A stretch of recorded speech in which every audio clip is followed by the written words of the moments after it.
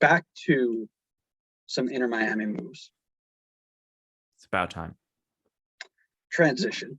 Your transition's like 5 years too late. All right, there's no transition. Wow. Inter Miami with the move of the century, maybe. Former MLS MVP Alejandro Pozuelo acquired via trade. What did they trade?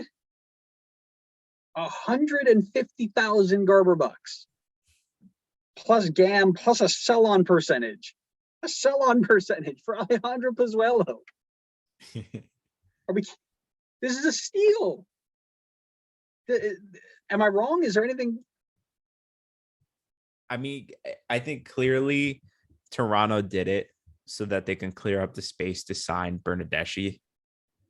I think they must have had to, right? Like, I'm trying to think. 100%. But you're telling me you couldn't find one other team to get you more than 150,000 Garber bucks and a sell-on fee?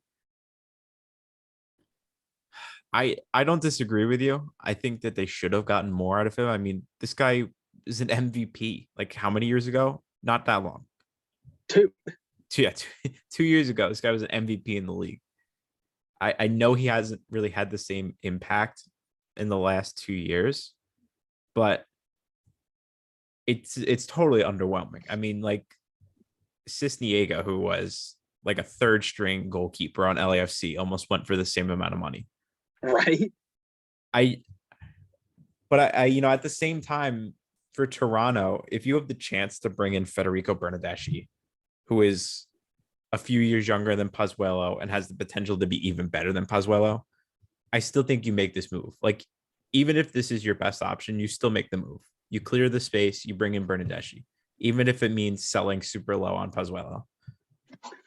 Again, I don't disagree, right? At the end of the day, Garber bucks are what they're going to be. You can go ahead, play with the funny money, do whatever you need to do, but it just feels super low. Oh yeah, for sure. Does this move with Quarantine Jean as well? Does this move give Inter Miami the boost to get themselves into the playoffs? They're currently in 10th place, sitting 4 points outside of playoff spot. Do you think this gets them into the playoffs this year? I'm going to say no.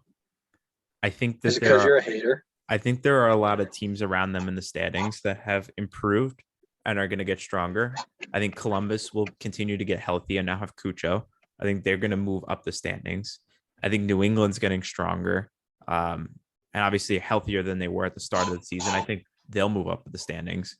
And then Toronto, obviously, they're looking to bring in Bernardeschi. They're going to bring in Insigne. Well, Insigne is already here, but they got guys coming in that are going to help them and push them up the table. Maybe not to the playoff position, but I think there's going to be a lot of tough competition. I definitely think Miami got better. Really love the Pozuelo move. I just don't think it's enough for them to get into the playoffs. I do think there are a couple of teams in the playoff picture right now that I think will drop off and open up some spots for some new teams to slide in there. I just don't think Miami's strong enough to grab one of those spots. I disagree with you. I think Orlando and Charlotte fall out. I think Montreal falls out too. That's a shout. If Jordy goes, I agree. I think even if Jordy doesn't go. I think if Jordy goes, I agree. Look how bad they've looked lately. Yeah, because who's not playing? Yeah, Jordy, but he's hurt. That's my point. Jordy comes back healthy, they stay. If he leaves or stays out forever, they're out.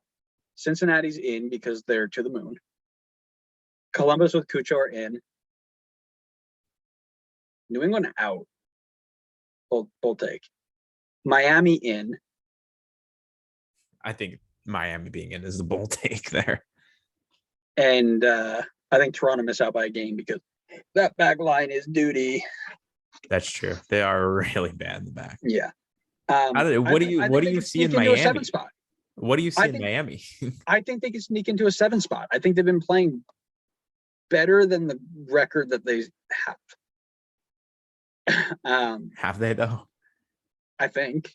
I'm not going to say they've been playing better than our expectations. That's correct. An absolute given. Yeah. Well, listen, right? Indiana Vassilev is moving into his own. He's playing much better than he was at the beginning of the year. Robert Taylor's finally getting some time. You've got Quarantine John, who can play with Campagna or swap in for Campagna and give them different looks. Pozuelo setting up tons of different players to do their job. Jean Mota and Gregory doing a double pivot behind him. Their back line is obviously the question. I think they're trying to, like I said, you've got Drake Callender. Damian Lowe's been poor. Quinteros, Mbika, Noah Allen and DeAndre Yedlin, Chris McVay sliding into a center back. There are lots of different ways they can go about it. If they can find one player to shore up and step up and be like, I'm going to be the man for this back line, I think they're in. I don't know if they get that, though. It's not like they brought someone in the transfer window that's going to do that for them.